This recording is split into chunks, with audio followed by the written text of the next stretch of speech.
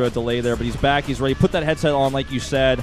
Now, you see his TVT record, you're like, well, only 9 games played. Remember, guys, this is 2014. This was the year of Protoss. We saw basically almost every TVT that we saw in Pro League, he was probably playing in it. Yeah, pretty much. We saw so many TVTs out of this guy. Having 9 games in TVT is actually a huge amount for last season. What you're saying is definitely correct. And he's got a lot of experience. I'm really looking forward to this guy. I would definitely favor him just, going into this one blind. If I had to just make a blind prediction, none of the past or present coming into it, just saying, okay, Bbyong versus BrAvO, I'd pick Bbyong.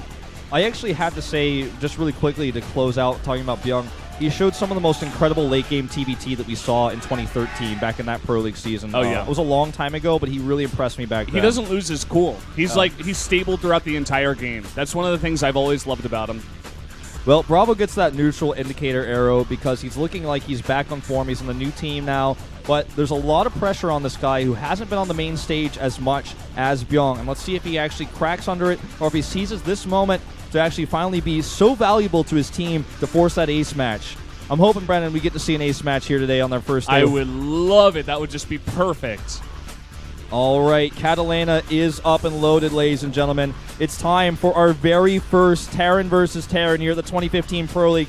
Bbyong looking ready, but looking a little bit stressed. He knows that if he loses this, it's all down to the ace, which maybe they plan to be Hero, but Hero's coming off a loss. He looked a little bit nervous. It's pretty stressful right now to be on the CJ bench. It's time, guys. Terran versus Terran. Bbyong versus BrAvO on Catallena.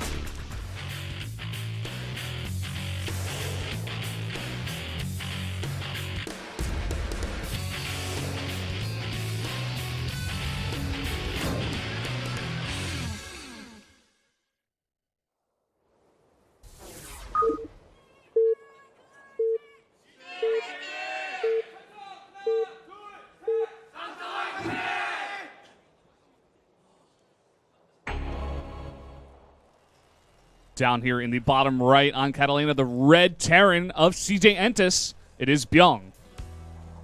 Oh, the Terran theme as well. Loving it. Everything lines up perfectly today. It's like my birthday. It's like Christmas together. And over here at the 9 o'clock in blue for Samsung, a former SKT Terran, it's BrAvO, the near Nexus sniper. He tried and tried so many times, but was not quite able to snipe any Nexi in that matchup. We're going to have to see if that trades over to here. Of course, we got a ton of fans in the audience. It does say Merry Christmas down there. Merry Christmas to you guys. It's almost Christmas here. Yeah, it's getting very close. And still got to buy some last-minute presents. Yeah. Maybe we can go shopping together tomorrow. Yeah, it sounds good. Let's make it a date. Well, let's see how this TVT plans out. We're going to be taking a very close look at whether or not we see any gas first from these two players. Already you can notice that BrAvO actually prefers to keep his depot next to his gas. That's something just to keep in mind. It's a very fast place to make your first depot, so you minimize lost mining time on actually sending that SCV out. And also, of course, you can use that later to kind of block Hellion run-bys. So gas first from BrAvO, and a normal gas timing from Bbyong. Yep, so obviously going to see the heavier tech builds here come out of BrAvO. Maybe he's got a nice build plan for this one. Whereas Bbyong, it's a very big map with that gas after the barracks. Can definitely have a lot more minerals. Can just go into maybe an expansion, try to defend. Whereas BrAvO may be on the aggressive standpoint here for the beginning of this game. That he will. And I think we're going to see Banshees. Obviously, this map is 3-player. So, no matter where the spawning location is, the rush distance by air is pretty much the same. And there's always the potential for drop play. We have seen before with the gas first build, a very quick drop.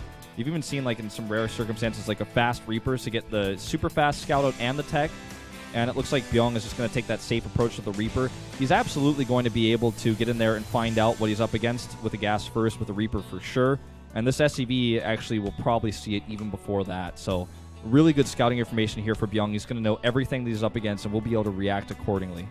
That he will. SCV making its way on the correct path here. Pretty lucky here for Bbyong. Maybe able to get up there before the Marine is out. But the Marine is out now. So I think he's just going to turn around, keep that SCV alive. He's got the Reaper on the way anyway. Of course, this map, Catallena, it's got a very long area where you can jump up there. Got a very long cliff. in all of these main bases, so he can easily just jump into the main base. Good position on this Marine here, but he's still going to be able to sneak by and scout that factory, and in fact might take the Marine with him. Gotta be careful, though, because the Reaper's about to pop out counterwise here, and he knows that. He's getting out right away. Yeah, and he sees the timing of that factory coming out really fast, and he's like, oh, okay, I see what you're doing. Yeah, even that Marine timing gives him a really good idea, but now he's like 100% sure what he's up against, and that's a great feeling in TBT. Starts his CC on the low ground. He's got that been coming up for a while here.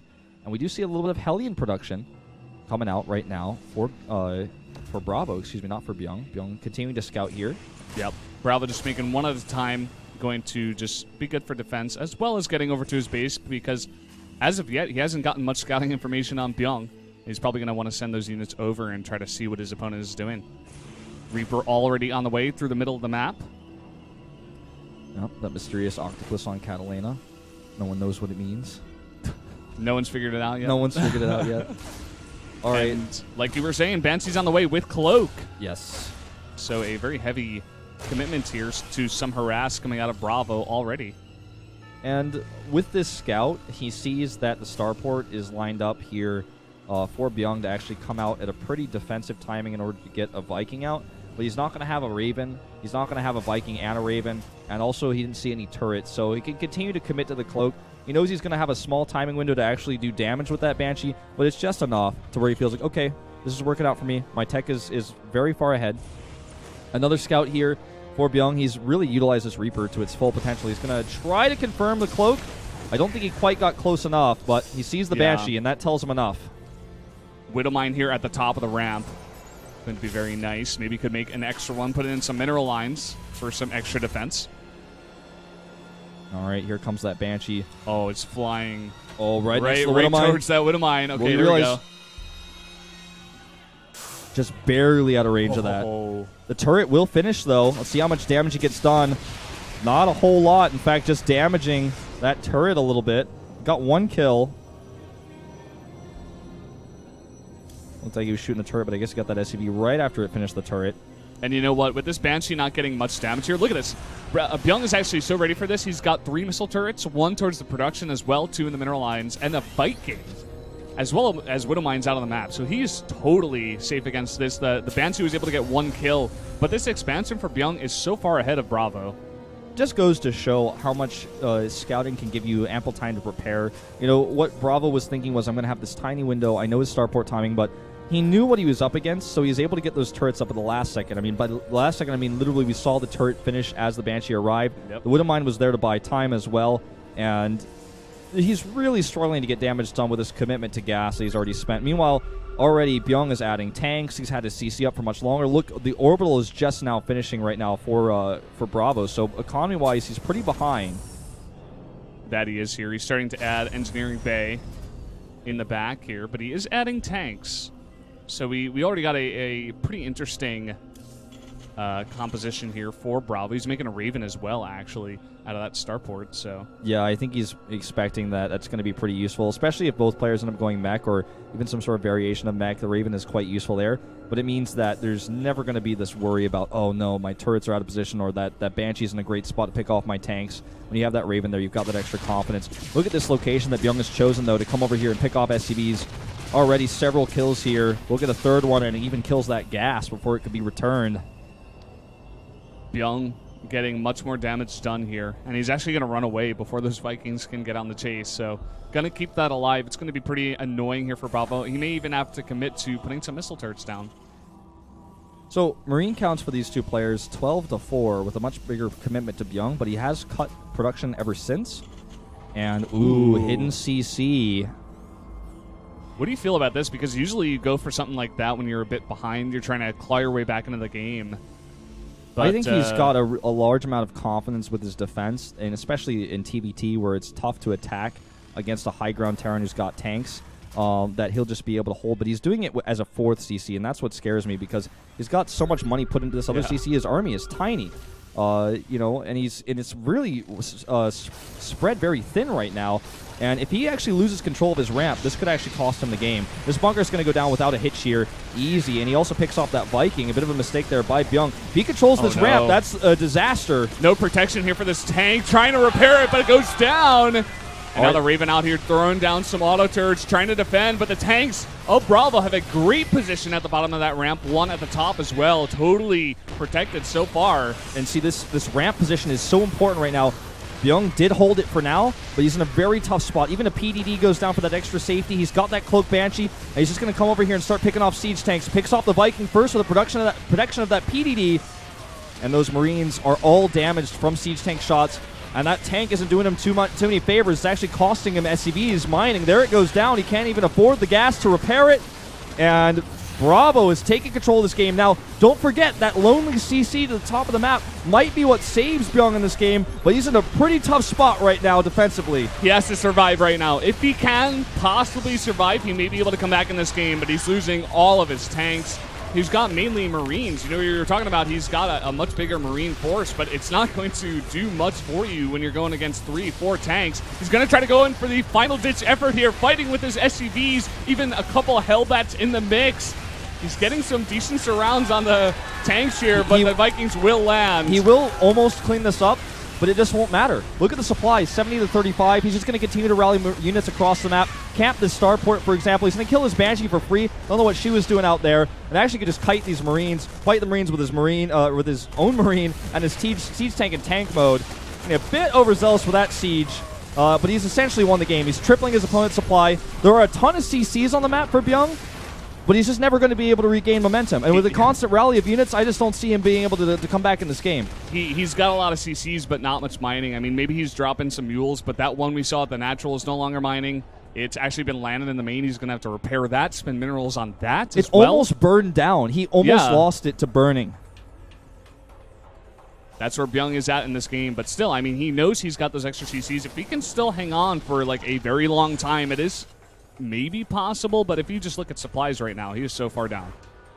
Well, that orbital is being made. That's a huge commitment of resources as well. He's trying to continue to make Vikings as well, despite the fact that he's insanely down in Vikings.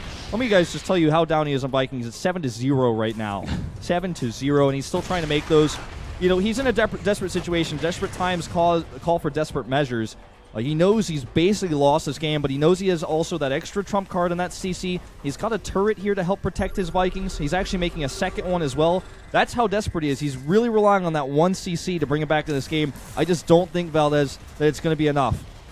I don't think it is either. I'm not even sure if BrAvO's realized the fact that there's like extra CCs on the map. Maybe he's thinking, okay, maybe you do, but I'm just going to try to come in here and kill you because he's already got a great position here at the bottom of the ramp at the natural. He can take out all these supply depots. In TVT, if you control the ramp with your siege tanks and air control, the game essentially ends. You cannot reinforce, you cannot move out, and if you have air control, you're going to stop any sort of drops from happening. By the way, Bbyong doesn't have any drops because he's trying to catch up in air control. He's spending almost all of his resources on it. He's making a Thor right now because he's so desperate to try to get back into that air control. He's just trying to squeeze his way back into this game. He's making Hellbats and Marines here, as well as those Thors coming out here slowly, but BrAvO's got a really nice position. He's microing his heart out right now, picking off Viking after Viking and just slowly moving his tanks forward. He's not taking too many risks with this. He's just going to take it slow. Oh, it's just so much damage done to that siege tank. He cannot lose it. He cannot lose that tank right now. Turret goes down to the siege tank fire, and he's going to lose it eventually here without any scans to repair. It's being taken down, or rather scans to kill that Banshee. The repair is too slow. He's going to eventually lose that tank. Hellbats are going down now as well. Finally, the Thor comes out to try to save the day. But look at the siege tank count here at the ramp. He's going to start losing that factory in a second. There goes another scan. Doesn't even kill the Banshee, though. Yeah, misses that one. And more units are streaming across the map. He's even gotten some SCVs here to repair his tanks and his air units. BrAvO's just got a really nice position. That factory will go down. And that's just one extra production building that Bbyong cannot afford to lose right now. Well, he's going to lose that orbital as well. Lifting it here. GG called. And guys, we are going to that ace match. BrAvO does it. Unbelievable. Very nicely played there. I feel like Bbyong just playing a bit greedy in that game. Way too greedy. 4 CCs. Trying to make a third CC ahead of your opponent while taking a hidden expansion. And your opponent is gearing up for a push with a Raven, a bunch of Banshees, Vikings, and tanks. You cannot sustain that kind of economy. Look at how happy he is. Have that army at the same time. Look at how happy he is. He does a little ceremony. He's celebrating here. And again, this is for BrAvO, possibly the happiest moment he's ever had in StarCraft 2, to be able to win this match, bring his team to the ace match, and now, again, he's an integral part of his team. He's not actually just a guy sitting on the sidelines, a name on a roster on the best team in the world. He's actually bringing his team back against CJ of all teams, beating Bbyong, one of our better Terran players from last season. He's taking names, man. This is what Samsung needed. They're actually squeezing this lineup together and taking names. I was saying CJ Antis all the way, but so far, Hero and Bbyong not showing up. Their two best players, arguably, not showing up for their games, and we're going to have to force this ace match. And who do you use now? Hero didn't look good. Bbyong didn't look good. Do you put in Hush? I don't know, man. I'm actually really thinking about this quite strongly. I don't even know. Oh, I love our new ace logos. You guys are going to get to see that soon. Maybe put in Fjell? I mean, he didn't really get to play a full game there. He's new on the lineup. He looked pretty solid in his game, even though it was a short one. Well, who is Samsung going to send out? I actually think they're going to send out Solar. And if you're up against Solar, you can't just win with Bill with a